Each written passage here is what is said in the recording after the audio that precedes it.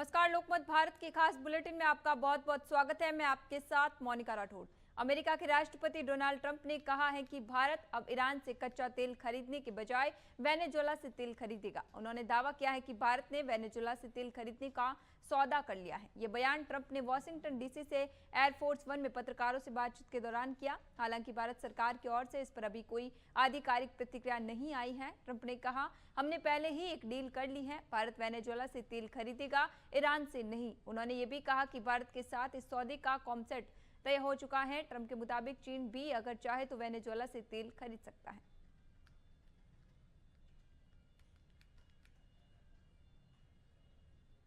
Microsoft के founder और अरबपति बिल गेट्स ने रूसी लड़कियों से संबंध बनाने और यौन बीमारी होने के आरोपों को खारिज कर दिया है। यौन अपराधी जेफरी एपस्टीन ने जुड़ी फाइलों में दावा किया है कि बिल गेट्स के रूसी लड़कियों के साथ यौन संबंध थे और इसके बाद उन्होंने यौन रोग हुआ। गेट्स के प्रवक्ता इन आरोपों को पूरी तरह बेतुका और झूठा बता रहे हैं। उन्होंने कहा कि ये दावे गेट्स को फंसाने और बदनाम करने की कोशिश है। प्रवक्ता के मुताबिक इन दस्तावेजों से सिर्फ इतना पता चलता है कि जेफरी एपस्टीन इस बात से नाराज था कि बिल गेट्स ने उससे दूरी बना ली थी। इसी वजह से वह गेट्स की छवि खराब करने की कोशिश कर रहा था।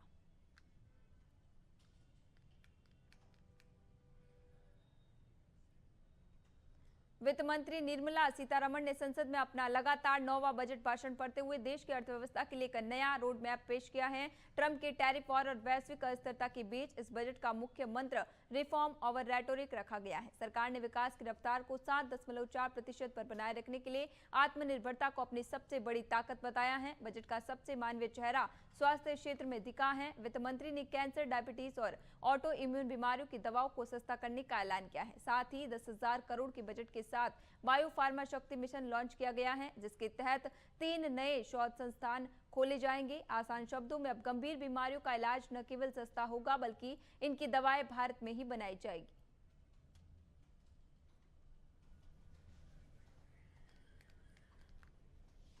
पूर्व क्रिकेटर और दिग्गज नेता नवजोत सिंह सिद्धू की पत्नी नवजोत कौर सिद्धू ने कांग्रेस पार्टी से इस्तीफा दे दिया है। कुछ समय पहले उन्होंने पंजाब कांग्रेस अध्यक्ष अमरिंदर सिंह राजा वंडिंग पर गंभीर आरोप लगाए थे। उन्हें सबसे भयानक, अक्षम और भ्रष्ट अध्यक्ष बताया था। नवजोत कौर सिद्धू ने अपने एक्स पोस्ट में वंडिंग पर आम आदमी पार्टी और मुख्यमंत्री भगवत मान के साथ मिलीभगत का आरोप लगाया। उन्होंने लिखा, वंडिंग, तुमने कांग्रेस को खत्म करने के लिए मुख्यमंत्री के साथ मिलकर खुद को जेल जाने से बचाया। बता दें कि कांग्रेस से पहले नवजोत कौर सिद्धू भाजपा में थी। वह अमृतसर ईस्ट से 2012 में भाजपा की टिकट पर विधायक चुनी गई थी। 2017 में पंजाब विधानसभा चुनाव से पहले सितंबर 2016 में उन्होंने बीजेपी से इस्तीफा दे दिया था।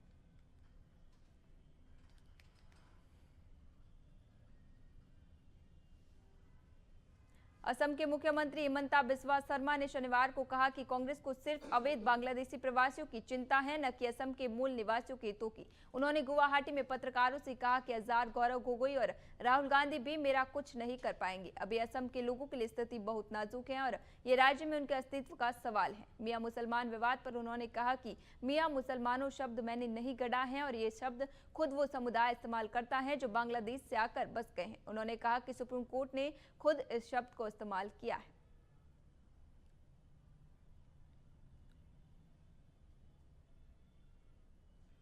जयपुर में रविवार को आयोजित एयू जयपुर मैराथन 2026 ने फिटनेस, देशभक्ति और सामाजिक एकता का शानदार नजारा पेश किया। ऐतिहासिक अल्बर्ट हॉल के साउथ गेट से हजारों धावकों ने एकजुट होकर दौड़ लगाई। इस भव्य आयोजन को राजस्थान के मुख्यमंत्री भजनलाल शर्मा ने हरी झंडी दिखाकर शुरू किया। मेहंदीपुर बालाजी के महंत नरेश पुरी महाराज, फिटनेस आइकन और अभिनेता मिलिंद सोमन, बॉलीवुड अभिनेत्री इशिता राज, संस्कृति युवा संस्था के अध्यक्ष पंडित सुरेश मिश्रा, एयू जयपुर मैराथन के सीईओ मुकेश मिश्रा समेत कई प्रमुख हस्तियां मौजूद रही। सीएम भजनलाल शर्मा ने कहा, फिट रहोगे तो स्वस्थ रहोगे। प्रधानमंत्री फिट इंडिया और खेलो इंडिया जैसे मिशन को आगे बढ़ा रहे हैं, हमें भी इसमें योगदान देना चाहिए। आने वाला समय युवाओं का है। आज राजस्थान का युवा सुबह दौड़ता नजर आता है तो वह देश की उम्मीदों का प्रतीक लगता है। युवाओं के विकास के लिए प्रधानमंत्री काम कर रहे हैं और हम भी लगातार उनके नक्शे कदम पर चल रहे हैं।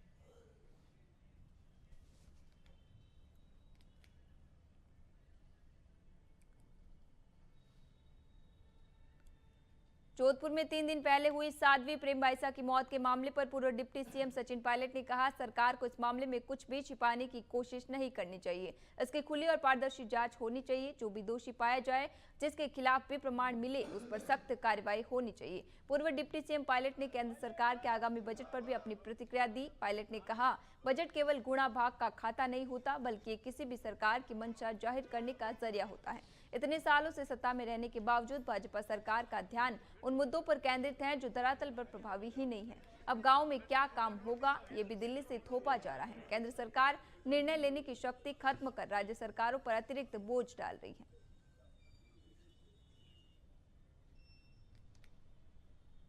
भाव बढ़ रहे हैं, महंगाई बढ़ रही है। अब शादी ब्याह का समय है, लोगों की पहुंच से सारी चीज़ें बाहर जा रही हैं।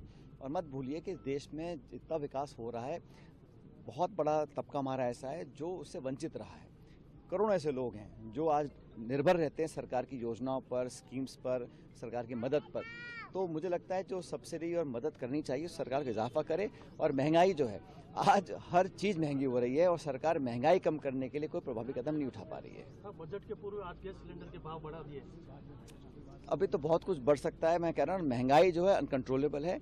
सरकार ने लोगों को अपने हाल पे छोड़ दिया है। उनको सिर्फ भाषण देना है, प्रचार करना है, hoarding, banner, poster, social media पे अपनी पीठ थपथपानी है।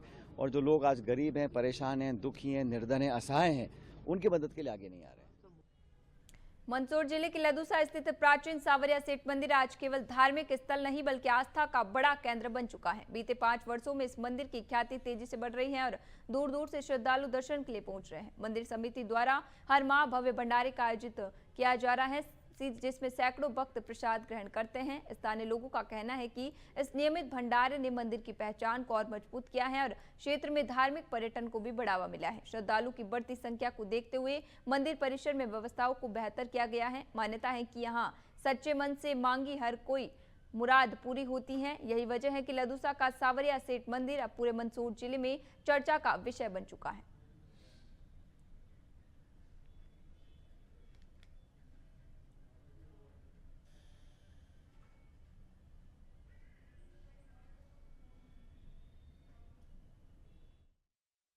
ख्याति बढ़ रही है और क्या करें। यहाँ पे बहुत पुराना मंदिर है और प्राचीन है, इसलिए यहाँ पे अमावस्या की महाआरती होती है। यहाँ पे बहुत श्रद्धालु डेली दर्शन के लिए आते हैं और अभी में इसकी ख्याति काफी बढ़ चुकी है। यहाँ बहुत ज्यादा बढ़ चुकी है।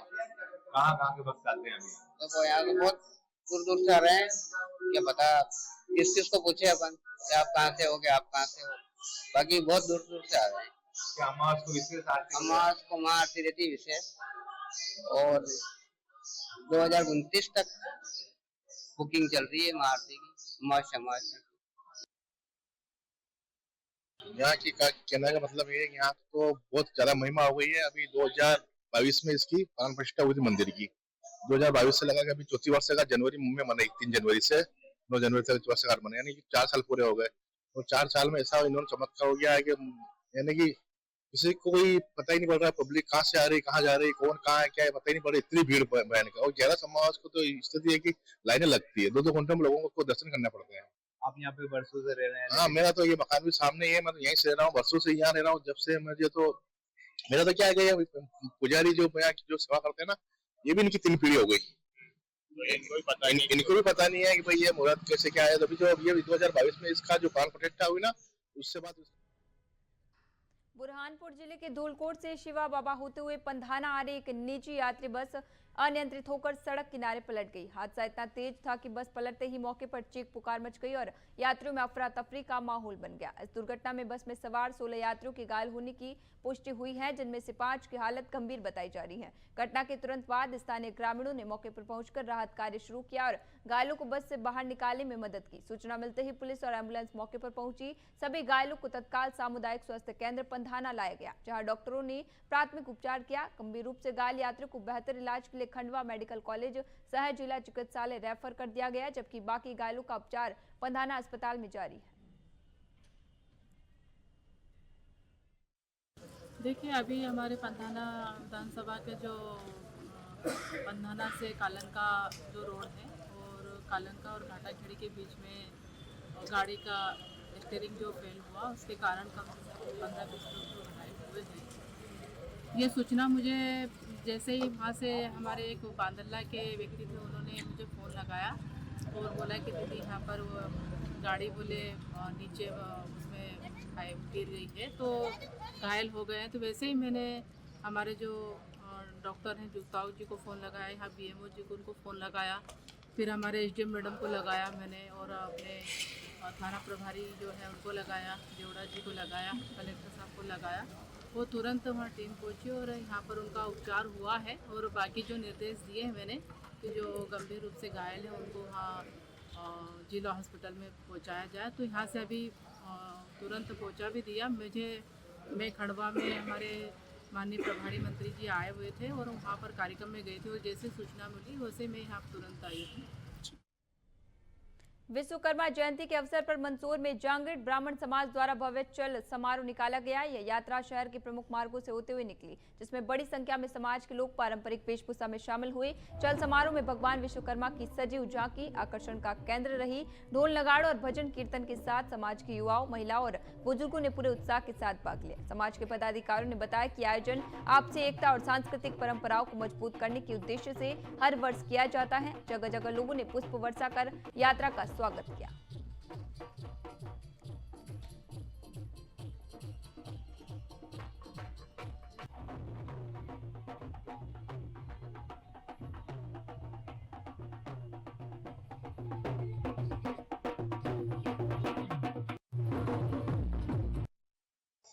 विश्वकर्मा भगवान की जय। विश्वकर्मा जयंती का प्रोग्राम जांगीड़ ब्राह्मण समाज की ओर से हो रहा है। 4 भुजनाथ मंदिर नयापुरा रोड से स्टार्ट हुआ है और सभी चौराहे से होते होते सभी जगह स्वागत वगैरह होते हुए जा रहा है। महिलाएं और पुरुष सभी जगह इसके अंदर सम्मिलित है और सभी चौराहे पर इनका स्वागत।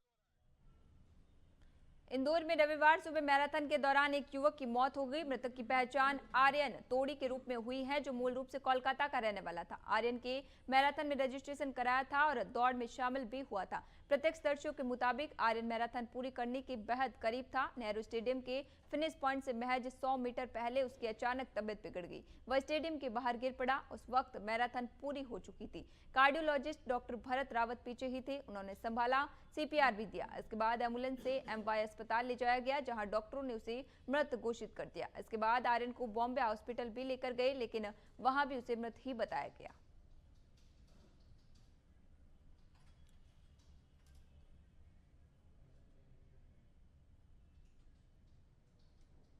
अभी के लिए खबरों में इतना ही। बने रहिए लोकमत भारत के साथ, साथ सच का।